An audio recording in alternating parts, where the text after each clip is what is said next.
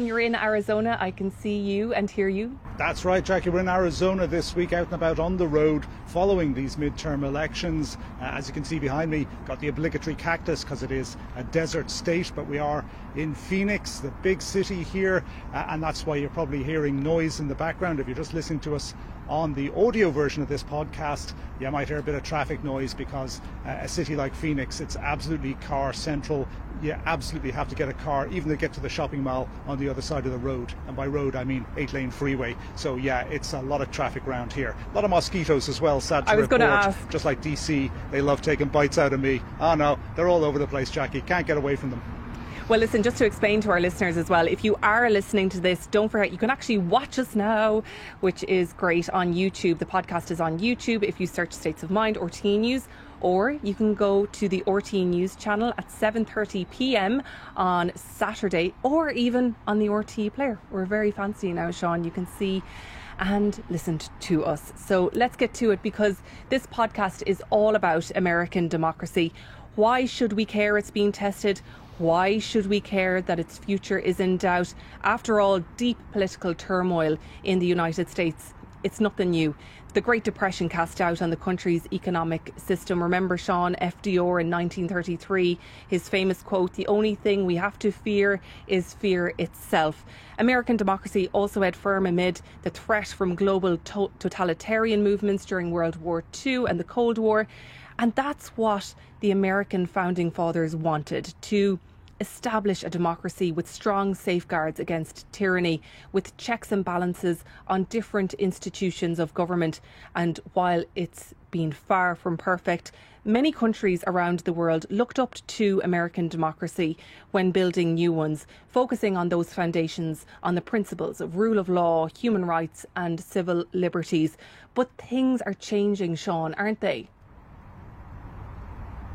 Yeah, Jackie, they are changing. It's getting more intense, the competition here. I mean, it's always been contested, the democracy, and it was set up to be contested. I mean, the idea of having a general election every 2 years to involve the public in politics deeply and profoundly, get them thinking all the time about why they're doing this, and this newfangled type of government that was invented nearly 250 years ago. Yeah, it's always been contested down the years, but now that contest is getting sharper, perhaps nastier, or perhaps things that were going on in the background, the kind of nastiness that went on years ago, decades ago, that's now all out in the open. So maybe we're seeing the contest that's always been there in American politics, bred in tooth and claw, coming into a mobile phone near you 24/7, and that's making it different. Also, it's intended to make a difference because people have thought long and hard about gathering these votes in order to get power, and power is the name of the game here, and it's a huge and powerful country, of course, so the stakes are enormous, and people will go to enormous lengths to try and improve their electoral performance. They will try and use every trick and gadget out there, and they've often pioneered a lot of these techniques as well, and that's why the rest of the world looks on, I think, because people who are looking to gather in votes in their own countries will go looking for techniques that work in America. So you're bound to see a lot of ideas. In fact, we've seen them already being imported, certainly into Europe and to other parts of the world. But also this idea of American democracy, as you say, it inspires and enthralls people around the world.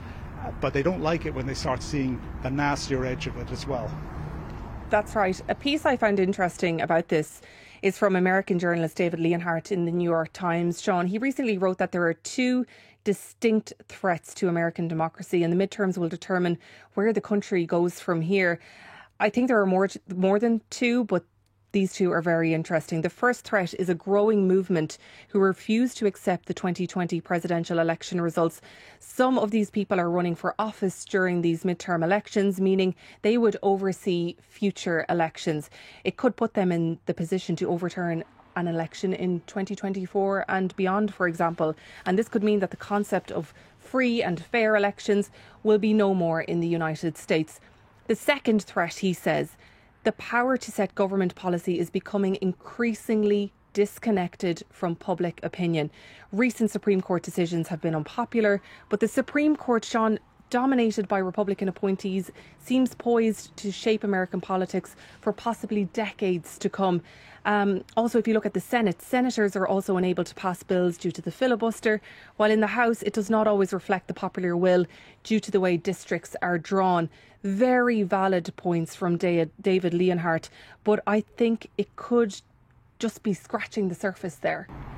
It could, but another way of looking at that is that most of the things that Leonhardt enunciated there have been in the system for years, decades, perhaps dating back to the Founding Fathers' time. The new element in there is this election denialism, as it's called. That's the joker in the pack, certainly in this election. We've got a bunch of people running for office, as you say, not just at federal level, but more importantly at the state level. People like governors, attorney generals, secretaries of state, a position we hardly ever think about outside of America as foreigners looking in at it. Secretary of State, why is that important? Well, they're the people in each of the states that organise the elections and supervise the conduct of those elections and are involved in the certification of the results of those elections. And if some of those people, and some of them are election deniers, and if some of those people, and indeed one or two of them, are people who were up at January 6th during that attack on the seat of US democracy, they are now running for positions which will put them in charge of organising the 2024 presidential election. And that is something that frightens quite a lot of people in this country. And that is the new element there. All of the other stuff about Supreme Courts, about redistricting, they've been wrapped up in the US system for a long, long time. But this is the new one. And that's the one that people are watching most closely, I think, in this election. Absolutely. And when people hear President Joe Biden talking about democracy being at risk and it being on the ballot, Americans are hearing two very different things. Our foreign desk colleague Gail Conway is here to tell us more about this. Gail, what are the polls saying about people's feelings about American democracy? Well, the polls are saying, and have consistently been saying, that Americans feel that democracy is in trouble. So let's look at the stats. In January, 1 year after the Capitol attacks, an NPR Ipsos poll found that 46% believed democracy was in crisis and at risk of failing. Fast forward to August-September this year, and a poll by Quinnipiac University found that 69% of Democrats and 69% of Republicans said that democracy was in danger of collapse. And it's gone up again slightly. According to the latest New York Times Siena College poll in mid-October, 71% of registered voters said that democracy is at risk. So unusually, 7 in 10 Democrats, Republicans and independents all come to the same conclusion. Yeah, they're all saying the same thing here, Gail, that the majority of Americans believe that democracy is in danger of collapse. That's right. And actually it appears that very few of them believe that democracy is working. So an Associated Press NORC poll published early October found around only 9% of all US adults believe that democracy in the US is working extremely or very well, while 52% feel it's not working at all. Gail, for Democrat voters, what are the things that they think about it, what they fear about when it comes to the issue of democracy under attack?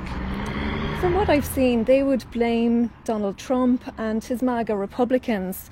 One poll said Trump was the biggest threat at 84%, and it's likely they believe blocking a Republican return to power is needed to safeguard American democracy, as having someone like Trump return could fundamentally harm the system. Their concerns would also include election fraud and election deniers, as GOP has nominated election deniers on the ballot up and down the country. They might also feel the need to overhaul the Supreme Court and preserve constitutional rights, for example, access to abortion. So that's what those who vote Democrat say. For those who vote Republican, what are they saying? Well, one poll found that 4 in 5 Republicans see Biden and mainstream media as a major threat. It's reported almost half of Republicans have no or very little faith in the integrity of the electoral process, casting doubt over mail and electronic voting systems. They also view removing Donald Trump from office and seeking to prevent him running again, the failed impeachment trials and civil and criminal investigations into the former president and his businesses as a threat.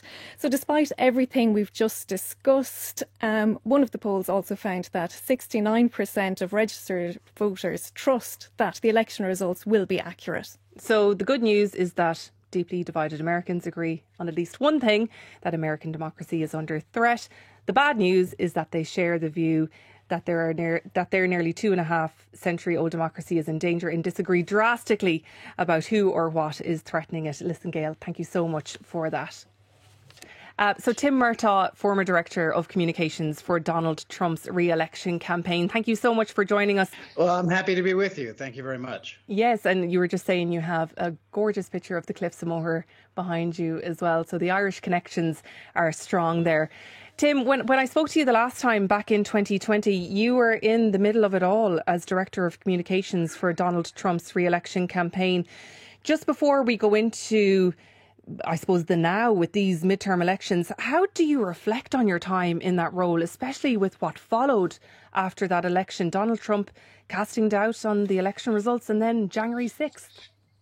Well, I was on the Trump campaign for 2 years, actually 24 months almost exactly. And it was the best job I've ever had. I've been involved in politics for a long time. I was a reporter first, a local TV reporter in Virginia, here where I live.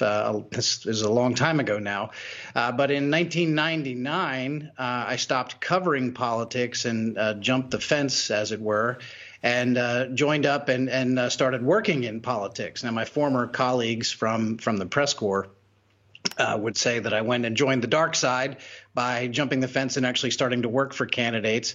But that's what I've been doing for the last 23 years. And you know, I think it's what I know, and I think I'll continue doing it for a while. But the Trump campaign was really a singular experience, I think. I think it has to be considered the most watched political campaign in world history. I don't think that's an exaggeration, the 2020 U.S. presidential election. And to have been right there in the middle of it as communications director for 2 entire years, it was really quite an experience, and one that I don't think that I'll ever replicate. It's unlike any campaign that anyone in any country, I think, has ever seen. And I know we're here to talk about the midterms, but we have to look forward to 2024 as well. Do you think your former boss is going to run again? And if yes, would you go and work for him again? Well, I tell you what, having done a presidential campaign as a member of the staff, I'm not sure that I would do that again for any presidential candidate. What I'm doing now is I'm consulting with a lot of candidates, and if President Trump were to run again in 2024. I would certainly support him in the Republican primary, and then I would support whoever became the nominee. I think that if he runs, he will be the Republican nominee in 2024. And I think I can't tell you whether he is definitively going to run or not. I would say that everyone that he talks to, he leaves with the impression that he is going to run. So certainly he wants people to think that. But there's only one person on the face of the planet who knows what his actual plans are, and that's Donald Trump. And so I, like anyone else, will just have to wait and see. But he does leave that impression with everyone that he talks to. I have not personally spoken to him in probably almost a year, so I don't know what his exact thoughts are today. But that's the impression he leaves, and I think he will. Tim, it's Sean here down in Arizona. We're talking about President Trump possibly going again in 24. What about a potential running mate for vice president from down here, Kari Lake? What do you make of her? Well, I think Kari Lake is a fantastic candidate, and I think she is going to be the next governor of Arizona. And I'm not going to get involved in any speculation as to what the Republican field is going to look like. I mean, I just told you that I think that Donald Trump will run again. But as far as who else runs and who Trump or anyone else picks for his running mate, I'm not going to get into that speculation. I think first things first, you know, Kari Lake is not yet the governor of Arizona. I think she soon will be. But then to talk about what she or anyone else is going to do in 2024 when we simply don't know, I think doesn't really help anybody. I think she would be great. Let's make no mistake about that. And I think that she is going to be a great governor for Arizona. But how all that shakes out in 2024, it's not really my place to say. Well, all that kind of talk probably does help her in terms of creating the buzz and because here we are just a few days from polling day. But, what do you make of the scene down here in Arizona, though? Because it was a pivotal state last time out, and I'd love to hear your insights into that moment when Fox News called it for Biden. But that fight has never gone away down here, and here we are with Mark Fincham running to be Secretary of State, Carrie Lake running to be governor, both of them saying Donald Trump won. Yeah, well, listen, I'm involved in a lot of different races around the country in the 2022 cycle. I'm involved in Wisconsin and Wyoming and Alaska and Michigan. I have previously been involved in Pennsylvania. And I can tell you, and like based on just the way of the conversation that we're having here now, a lot of the media in America and clearly elsewhere are still I think, litigating what happened in 2020. But the candidates that I work for now who are running in federal and state races in 2022, when they go door to door and when they conduct opinion polls to see where the race is and what voters are caring about, let me tell you that the 2020 election just does not come up. The only people who seem to be talking about it a lot are the national news media and I think obviously some of the international news media. What candidates hear about from voters this year is the economy, primarily, inflation, the cost of fuel, the cost of eggs, bread, and milk, the cost of everything, the delay in getting things if people are trying to buy, say, for example, a kitchen table or a sofa or something. It may take 6 months because of the supply chain problems.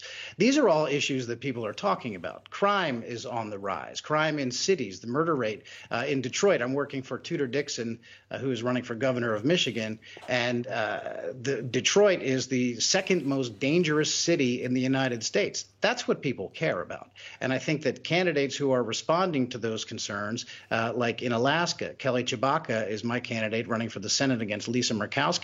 Lisa Murkowski voted to confirm, she was the tie-breaking vote, in fact, Joe Biden's radical environmentalist Interior Secretary, Deb Haaland, who promptly shut down Alaska's oil and gas industries. Those are the kinds of things that voters are talking about. It's the economy, it's inflation, it's crime. It's those things that are affecting their daily lives right now. No one is obsessing about the 2020 election, except, by my judgment, the news media. Should people be concerned about what happened in 2020, especially what happened on January 6th? Should this be coming up at the doors and attention should be brought to it, especially when you have election deniers like Carrie Lake, who you were talking about there, also somebody who is making fun of that attack on Paul Pelosi over the weekend?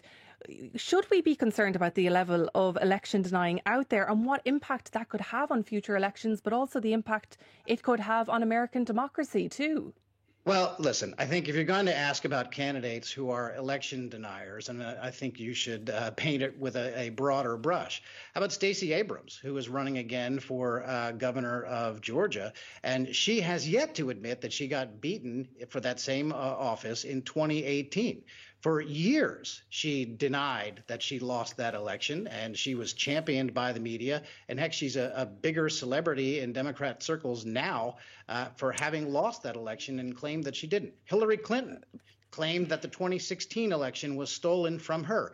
Kamala Harris, who is the current vice president of the United States, claimed that the 2016 election was stolen. You have Democrat members of the January 6th committee who voted against certifying previous elections that were won by Republicans.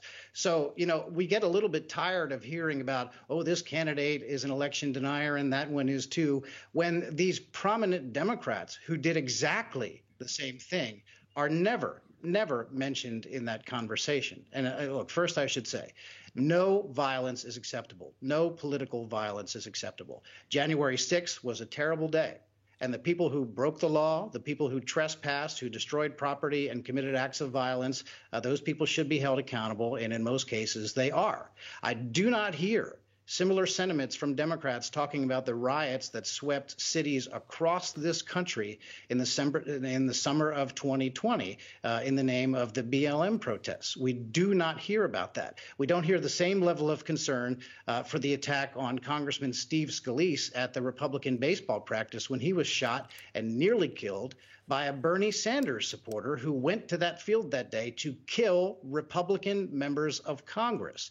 So until these things are all treated with the same level of seriousness, it's all a very one-sided and a very selective conversation, if you ask me. But Tim, I got to disagree with you when you say it's all the media fixation. And yes, I do agree it is a Democrat fixation because, yes, they are covering up or not talking about the incidences which you have spoken about there, where they challenged electoral outcomes. So I think that was more to do with Comey and the FBI in the case of Hillary Clinton rather than the actual mechanics of voting. We can go all the way back to 2000 if you want, and Al Gore versus George W. Bush. I still see the hanging chads. Yeah, we'll never forget them. I see bumper stickers about that saying that George Bush was selected, not elected. And that was 22 years ago. And there are a lot of Democrats who are still hung up about that and still won't ever recognize that George W. Bush was the legitimate president of the United States. And so until these things are treated the same way, it's very difficult to take seriously all the caterwauling from the media about the 2020 election, because they've never had concerns with people expressing similar sentiments in previous elections when it was Republicans who won those elections. Okay, Tim, I'm down in Maricopa County, and we're going in this morning to meet the folks who are running the elections. They have got all kinds of videos up on YouTube, on their official sites, explaining how the system here works, how the counting machines are not connected to the internet, how nobody can interfere with it, because there is a pretty sizable chunk of the electorate here who think that the actual mechanics of voting itself is rigged, is dodgy, is open to abuse. And that seems to me to be a new thing here in American politics.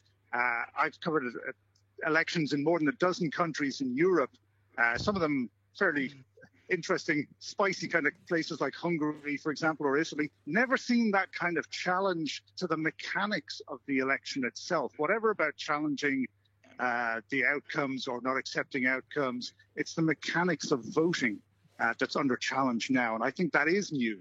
And it is different, and you're getting pushback from the officials here who are saying they're being intimidated by people. You must not have been paying attention in the early 2000s here when it was the Democratic obsession with the company called Diebold, who make voting machines. So no, this is not new. And I will tell you, it's just the way that this interview is going right here. These are not the things that voters are talking about when they go to the polls in where we're now 6 days from elections. They're talking about inflation, the economy. They're talking about crime. How much does it cost they have to go to work to make enough money to buy gas to go to work.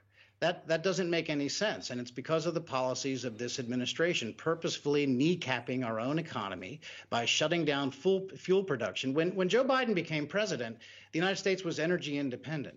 Now he's having to go around the world to the Saudis, for example, and OPEC, and also Venezuela to ask them to increase oil production when we have the oil and the natural gas and the other resources here in this country, in Alaska, for example, which I already just mentioned. Anwar, on the very first day of Joe Biden's presidency, he shut that down. He shut down the Keystone Oil Pipeline. All of these actions in Alaska, 26 specific executive actions were aimed at Alaska specifically. No other state has been targeted like that. And so those are the things that voters care about. Yes, there are legitimate concerns with what happened in 2020. Pennsylvania, for example, 1.6 million people voted by mail in their new, the first time they used it, their mail-in voting law. After the election, a court in Pennsylvania ruled that law was unconstitutional. In Wisconsin, their drop boxes were ruled illegal. You have Mark Zuckerberg, the CEO of now Meta, formerly the CEO of Facebook. Meta is Facebook's parent company, of course. He spent $300 million taking over local elections offices in Democrat precincts all across this country, driving up voter turnout in Democrat precincts. Those are not conspiracies. Those are not things that people are worried about in an unfounded manner. Those are things that actually happen. Courts ruling laws unconstitutional after the fact, and we don't know what the impact was of Mark Zuckerberg and his $300 million that he used to drive up turnout in Democrat cities across this country. Those things are facts. But again, when candidates go door to door and when voters are telling the news media and pollsters what they care about, the 2020 election really doesn't register. It's all things that are happening to them and their families today. And that's why Democrats are in big trouble in the House, certainly, and probably in the Senate and in governor's races all across this country. Tim, very briefly, how does your country come back together? How do Republicans and Democrats start working together? It just seems like a long shot at the moment, especially with one side blaming another. Well, I mean, again, I don't know that this is a new phenomenon. Political polarization has existed for a long time. If you look back at some of the historical documents in the newspapers at the time, from when our founding fathers were still alive and holding office and running for office, those are some of the most vicious political fights that anyone could possibly imagine. In some cases, far worse than they were today. And throughout the 1980s, I know for a lot of Democrats, they always wax nostalgic for certain Republicans after they have passed on. A lot of people had nice words to say about Ronald Reagan, for example, when he died a number of years back. But while he was president, they hated his guts. It's not as though, before Donald Trump came along, everyone got along. Oh, we just disagreed on policy, but at the end of the day, we were all friends. That's just not how it was. And I'm afraid that people are misremembering history because, partisanship and people taking sides and having political differences be dividing in communities and in cities and states across the country. It's not really new. Tim Murtagh, former Director of Communications for Donald Trump's re-election campaign. Thank you so much for joining us on States of Mind. Well, thank you very much. Thanks. I appreciate it. Thanks, Tim. And I do agree with you. There's no golden age in American politics. No, not really. Yeah, not really. Tim, thanks a million. Chat to you soon, I hope. Yes, thank you very much.